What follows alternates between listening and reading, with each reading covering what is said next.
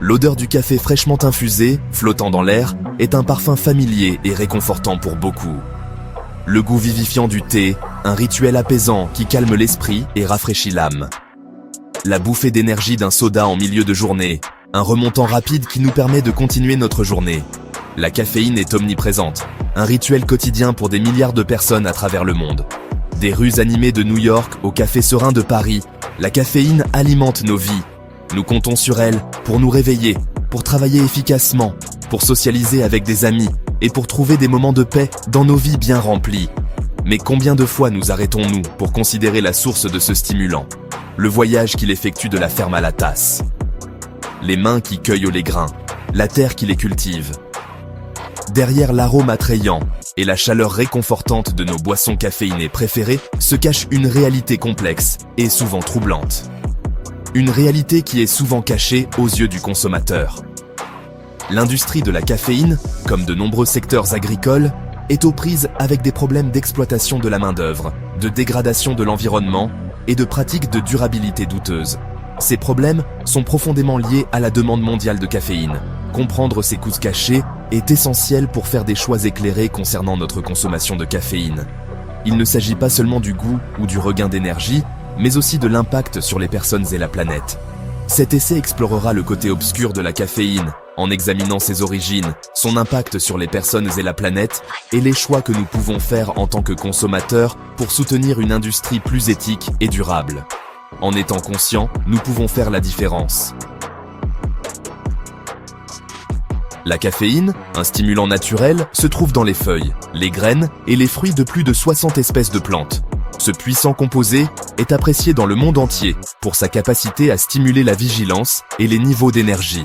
Des rues animées de New York aux maisons de thé sereines de Kyoto, la caféine fait partie intégrante de la vie quotidienne. Le café, le thé et le cacao, à l'origine du chocolat, sont les plus populaires. Ces boissons et friandises sont devenues des incontournables culturels, appréciés par des millions de personnes chaque jour. Ces cultures prospèrent dans les régions tropicales et subtropicales, principalement dans les pays en développement. Les climats uniques de ces régions offrent les conditions idéales à l'épanouissement de ces plantes. Le voyage de la plante à la tasse est long et demande beaucoup de travail. Il comprend de nombreuses étapes, chacune nécessitant un soin méticuleux et une attention particulière aux détails. Les grains de café, par exemple, sont récoltés sur des caféiers, généralement cultivés dans de vastes plantations. Ces plantations s'étendent souvent sur de vastes superficies, avec des rangées de caféiers à perte de vue. Une fois les cerises mûres, elles sont cueillies, traitées pour enlever les couches extérieures, séchées, torréfiées et moulues. Chacune de ces étapes est cruciale pour développer les riches saveurs que les amateurs de café apprécient. Le thé, dérivé de la plante Camellia sinensis, subit un processus différent. Les feuilles sont soigneusement cueillies, flétries, roulées, oxydées dans le cas des thés noirs et eau longue, puis séchées. Ce processus complexe garantit les saveurs et les arômes distincts des différents types de thé. Chaque étape de la chaîne d'approvisionnement implique de nombreux travailleurs, qui peinent souvent dans des conditions difficiles pour des salaires maigres. Leur travail acharné et leur dévouement sont essentiels pour apporter ces produits bien aimés à nos tables. L'industrie de la caféine, bien qu'elle génère des milliards de revenus, ne parvient souvent pas à offrir des salaires équitables et des conditions de travail sûres à ceux qui se trouvent au bas de la chaîne d'approvisionnement. Les petits exploitants agricoles, en particulier dans les régions productrices de café et de thé, sont confrontés à des marchés volatiles, à des prix bas et aux effets du changement climatique. Cette vulnérabilité économique les rend susceptibles d'être exploités par les intermédiaires et les grandes entreprises. Le travail des enfants, malheureusement, reste un problème persistant dans certaines parties de l'industrie de la caféine. Les enfants, souvent privés d'accès à l'éducation, travaillent aux côtés de leur famille, dans les champs, cueillant des grains ou des feuilles, exposés à des conditions climatiques difficiles et à des dangers potentiels. Le travail forcé et la traite des êtres humains sont également des préoccupations documentées, soulignant le besoin urgent d'une plus grande transparence et de pratiques d'approvisionnement éthique dans le commerce de la caféine. L'impact environnemental de la production de caféine est un autre aspect critique du côté obscur de cette industrie. La déforestation, la perte d'habitat et le déclin de la biodiversité sont directement liés à l'expansion des plantations de café, de thé et de cacao. Les pratiques agricoles intensives, notamment l'utilisation de pesticides et d'engrais, contribuent à la dégradation des sols, à la pollution de l'eau et aux émissions de gaz à effet de serre. L'empreinte carbone de notre consommation de caféine s'étend au-delà de la ferme.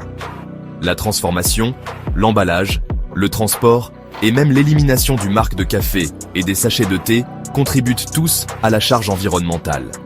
Les dosettes de café à usage unique, vantées pour leur commodité, ont été soumises à un examen minutieux en raison de leur impact environnemental démesuré, générant des déchets plastiques importants qui finissent souvent dans des décharges ou des incinérateurs.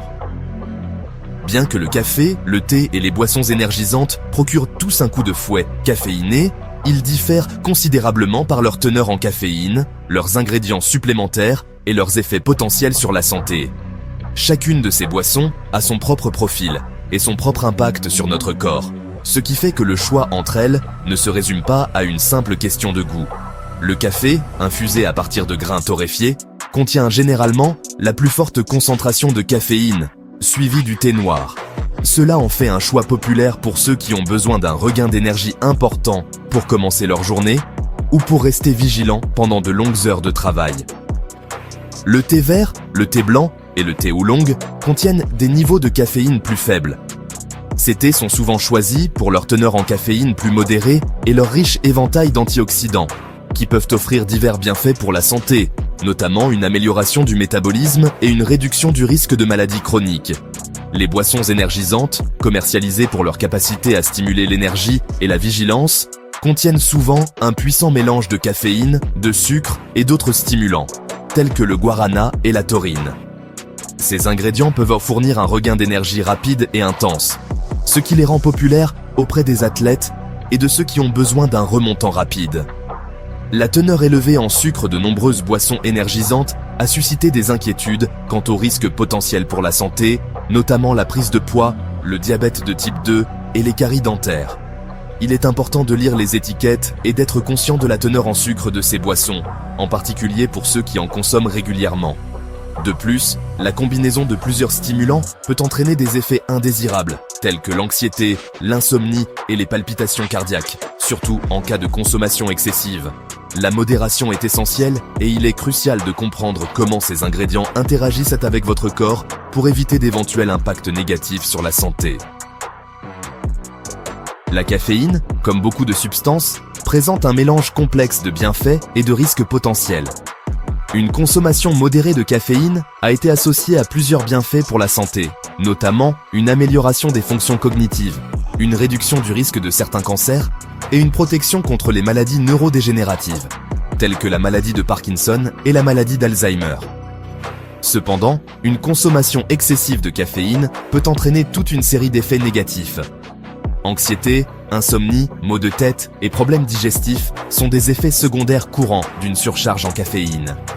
Le sevrage de la caféine, caractérisé par la fatigue, l'irritabilité et des difficultés de concentration, peut survenir lorsque la consommation régulière de caféine est brusquement interrompue. Les personnes souffrant de certains problèmes de santé, tels que les maladies cardiaques, l'hypertension artérielle ou les troubles anxieux, peuvent devoir limiter ou éviter complètement la caféine. La consommation éthique de caféine. Alors que les consommateurs sont de plus en plus conscients des coûts sociaux et environnementaux associés à leur consommation de caféine, la demande d'options éthiques et durables augmente. La certification commerce équitable, par exemple, garantit que les producteurs reçoivent un prix juste pour leur récolte, favorisant ainsi de meilleurs moyens de subsistance et conditions de travail. Les certifications biologiques garantissent que le café, le thé et le cacao sont cultivés sans pesticides ni engrais synthétiques, minimisant ainsi les dommages pour l'environnement et la santé humaine. Soutenir les marques qui privilégient les relations commerciales directes avec les producteurs, investissent dans des pratiques agricoles durables et promeuvent la transparence de leur chaîne d'approvisionnement est essentiel pour favoriser une industrie de la caféine plus équitable et plus respectueuse de l'environnement. Au XXIe siècle, l'industrie de la caféine est confrontée à des défis importants, allant du changement climatique et de la volatilité des marchés à l'exploitation de la main-d'œuvre et à la dégradation de l'environnement.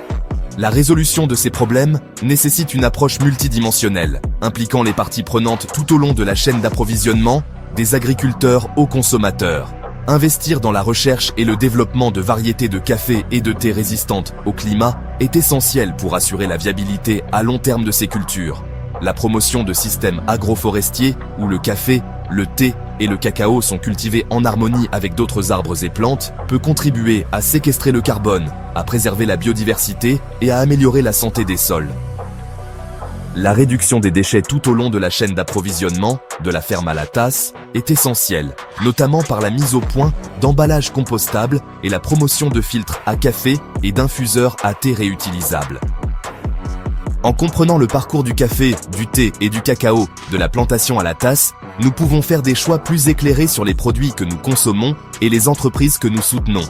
Soutenir les certifications commerce équitable et biologique, privilégier les marques qui priorisent la durabilité et l'approvisionnement éthique, et réduire notre consommation globale de caféine sont autant de mesures que nous pouvons prendre pour minimiser notre impact et contribuer à une industrie de la caféine plus juste et durable.